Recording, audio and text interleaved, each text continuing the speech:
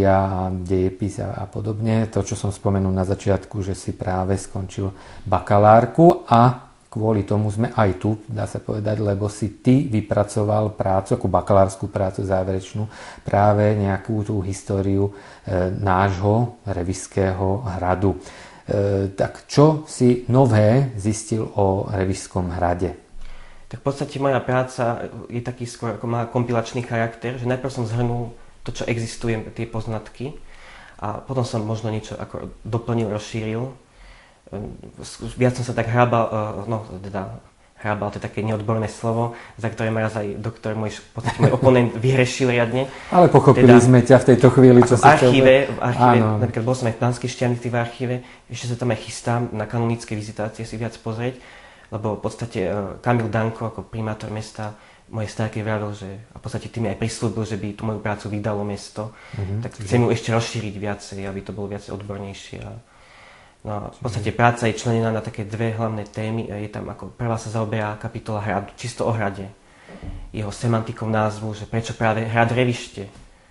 Niektorí takí tí pôvodní obyvatelia ako podzámčia si mysleli, že to je na základe tých vlastníkov hradu, že Révaj, ako Révajovci, že podľa nich je to pomenované, ale Révajovci u nás nikdy v podstate, oni mali majetky v Turcii. Čiže nepôsobili, čiže tam nemohlo to... Potom napríklad je možná alternatíva podľa názvu toho potoka, čo tečie popod hrad, Rivka, riečka, ale väčšinou sa akože tí odborníci ako prikláňajú k tomu, že to je na základe tých staroslovenských ako významov, že vyrité, vyhlbené miesto.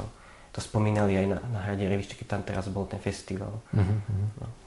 To je ako, čo sa týka názvu a potom mám napríklad teraz vypracoval riaditeľ Slovenského národného archívu, doktor Agač vypracoval inventár hradu a tam krásne, ako je napríklad aj v tej práci, to mám všetko, lebo som si ako vyžiadal to, že či to môžem vôbec použiť a tam je v podstate spomenuté, aké izby ten hrad napríklad mal, koľko chodieb, napríklad mám bližšie opísanú tú pánsku izbu, že tam, aké tam boli zariadenia, že tam bola posteľ s baldachímom, potom, že tam boli nejaké držiaky na výzbroj a že mala 4 zasklené okná. No a proste takéto detaily sú tam, že jedna biela stolička, až také fakt, že detailne. A to ma na tom tak zaujalo, že áno, že toto, skôr takéto veci ľudí zaujímajú ako nejaké také... Hoci mám tam aj dosť odborných vecí, napríklad vývojová analýza, ako ten hrad vlastne vznikal postupne, že najprv to bolo to gotické jadro, ráno gotické, a neskôr, keď napríklad bolo to turecké nebezpečenstvo, tak to ako rozšírili a to opevnenie zefektívnili. Ty máš to nejak tak preštudované, že by si nám vedel povedať, kedy ten hrad vlastne, dá sa povedať, skončil?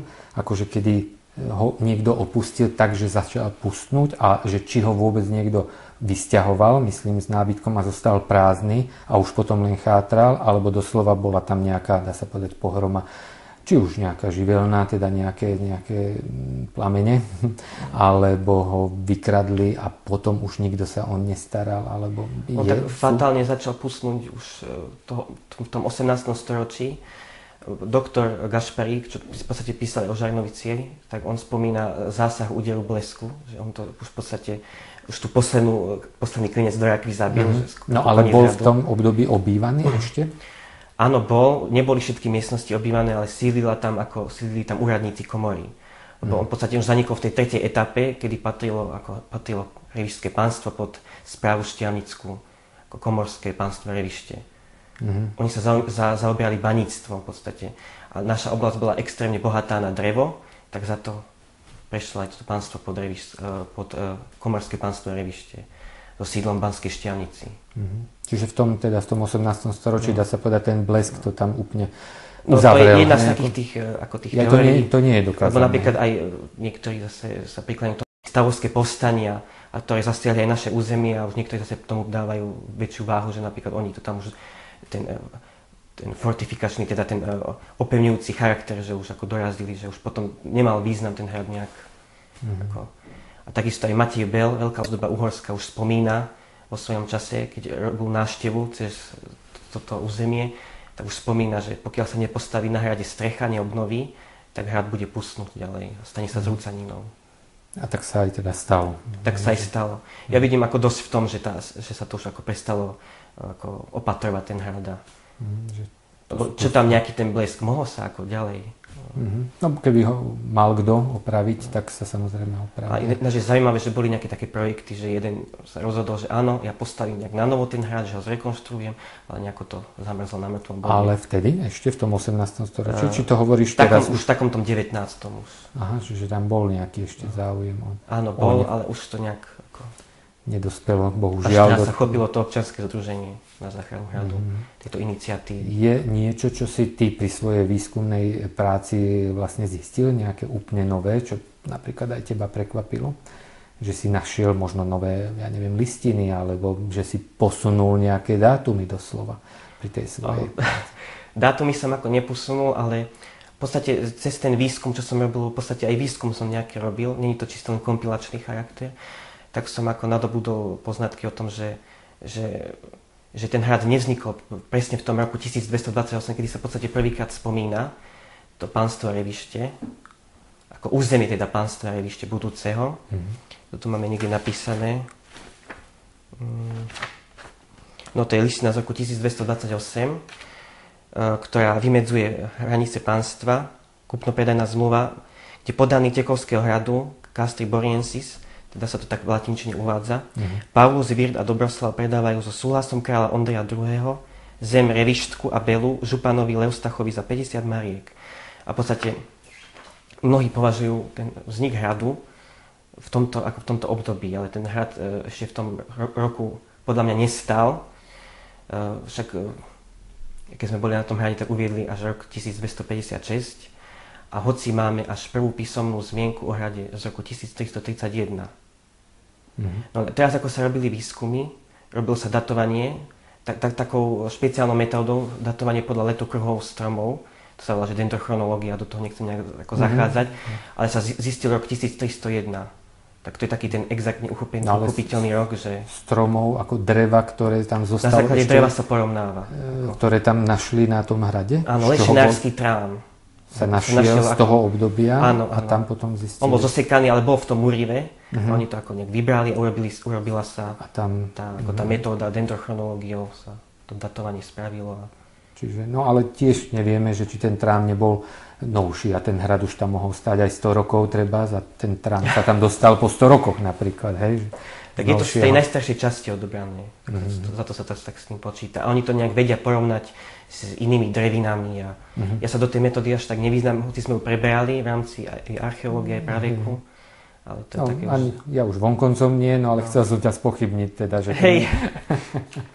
Dobre, ja viem ešte, lebo si mi to spomínal, že dokonca v Žarnovickom kostole je tam zabudované do zákristy, v podstate teraz neviem, ako sa to volá, ale je to práve z tej hradnej kaplnky z toho revišského podzámčia, že to preniesli a teda keď sa buď rekonštruoval, alebo stával tento kostol tu v Žarnovici. Je to konkrétne neskôr gotický sedlový portál s pretinanými prútmi a diamantovými podstavčekmi z koncom 15. storočia. No, tak teraz diváci pochopili, prečo som to zreprodukoval. Takže, ale povedzme, že to je vlastne tá zárubňa, hej, do zákristy, v podstate tá kamenná zárubňa. Hej, a to portál hradnej kaplnky. On tým, že sa preniesol do nášho kostola, tak sa zachránil v podstate pred zničením. Bo v podstate aj mobiliár kaplnky, ako mobiliár je to, že aké vety sa tam nachádzali, tak sa nezachoval, ale jedine taká najlepšia zachovalá vec je ten portál hradnej kaplnky, ktorý je v Žarnovickom kostole. Inak dosť zaujímavé aj so Žarnovickým kostolom, keď sa našiel za oltárom, keď sa rekonštruoval kostol, neviem presne, v ktorom roku to už bolo, sa našiel mešec peňazí od Melchiora Dóciho. Ten, keď utekal pred Turkami, tak ho tam skryl. Vďaka týmto peniazom sa neskôr zrekonštruovala väža na našom kostole. To si tiež tak naštudoval, ma to tak zaujalo. Ale to bolo ako dávno, ako nie teraz v novodobých dejinách. Počas toho komorského pánstva. Je to ešte v tom období. Dobre, na záver, tak vo všeobecnosti máš pred sebou, ešte predpokladám, teda ideš ďalej študovať, že ti ten bakalár nestačí. Čo chceš robiť potom ďalej? Ideš teda učiť, alebo ideš byť nejakým historikom, alebo archeológom, alebo filozofom? Ťažko povedať, no. študujem v podstate učiteľstvo, áno, ale tak kebyže sa fakt rozhodnem a je mi to umožnené, tak môžem si spraviť napríklad doktorát na katedre histórie a venovať sa odborným veciam, ísť odborným smerom, alebo proste tou pedagogickou dráhou kráčať. Fakt neviem, čo bude ďalej. Skrátka nie si rozhodnutý ešte, že čo ešte je to koľko rokov? Ešte teraz 2. Ešte ďalšie 2 do inžiniera? Alebo... Magister. Je magister. No tak ešte máš tam tie stupne na doktorát, ešte môžeš ďalších 10 rokov študovať, keby si chcel. Pravda, že? Tak malý doktorát je môj cieľ, v podstate si spraviť. Aha, to je rigorózna práca, sa napíše a urobí sa rigorózna skúška, doktor pedagogiky. Ale celé to bude o histórii a dejinách. Áno. Že teda nechceš sa odkloniť, ja neviem, viac k filozofii alebo niečo podobné. Tá história má viac vždy viac má ako. Dobre, tak my budeme sledovať tvoju dráhu, študentskú zatiaľ dráhu a ak niečo nové, tak radi sa na teba a u teba popýtame. Pre túto chvíľu ďakujem za rozhovor. Ďakujem aj ja.